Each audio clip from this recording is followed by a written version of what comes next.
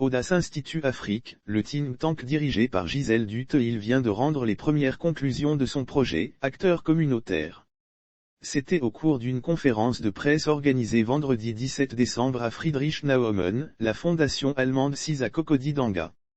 Friedrich-Nauheim est l'organisme qui a financé le programme développé par EAIE dans 7 villages de Côte d'Ivoire. Des villages de production cacaoyère mais qui ont chacun leur particularité. Selon les conférenciers Gisèle Dutheil et Sosten Kofi, chargés des programmes du foncier rural à Friedrich-Nauheim, le projet vise à clarifier les droits fonciers pour améliorer la gestion des terres dans les villages choisis. Le tout en favorisant le programme national de sécurisation foncière mené par l'Agence foncière rurale, AFOR. Sur cette base, 7 villages ont été visités. Ce sont, Goya 1 et Yaoundé dans la région du Cavali, Berat et Manoufla dans la Maraoué, Gnondrou dans le Guémon, Kakoubrou dans la région des Lacs et Odoguié dans l'Agnébitiassa.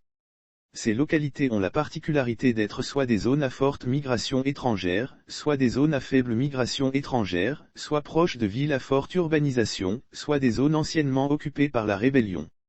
On y produit du cacao et la pression foncière y est manifeste, produisant souvent des tensions communautaires et des conflits. Pour Audace Institut Afrique, EAIE, il fallait clarifier les droits fonciers des uns et des autres, propriétaires terriens, tuteurs et planteurs migrants. Ceci paraissait au départ comme un saut dans l'inconnu assez risqué vu que la gestion de la terre est souvent confligène. Mais à l'arrivée, avec l'introduction des nouvelles technologies comme le GPS dans la délimitation des terroirs villageois, tout le monde est tombé d'accord sur le bien fondé de cette mission jugée salvatrice et source de cohésion partout, dans les endroits visités.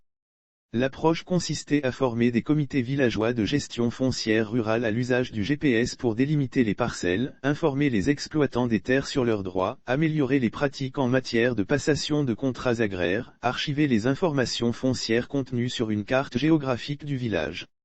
La méthodologie mise en œuvre a permis de délimiter 7 territoires villageois, soit un peu plus de 37 000 hectares de terre. En plus, les 7 comités villageois de gestion foncière rurale ont été recomposés de manière à y inclure toutes les parties prenantes.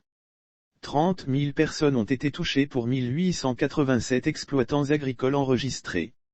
Le projet aura également permis de créer de nouveaux emplois locaux soit 35 arpenteurs ou opérateurs GPS. Ils sont aujourd'hui des références dans leur zone de compétence et sont même sollicités par l'administration préfectorale pour régler techniquement des litiges fonciers. Dans le film institutionnel projeté, tous les intervenants y compris des chefs de villages et de communautés ont reconnu que ce projet leur a apporté la paix en réduisant la méfiance entre planteurs migrants et leurs tuteurs. Des migrants ont même témoigné à visage découvert pour saluer ce travail qui leur a permis de se rapprocher de leurs tuteurs, ayant été rassurés sur leurs droits et devoirs. Selon Audace Institut Afrique, environ 1,2% seulement des terres rurales sont enregistrées légalement.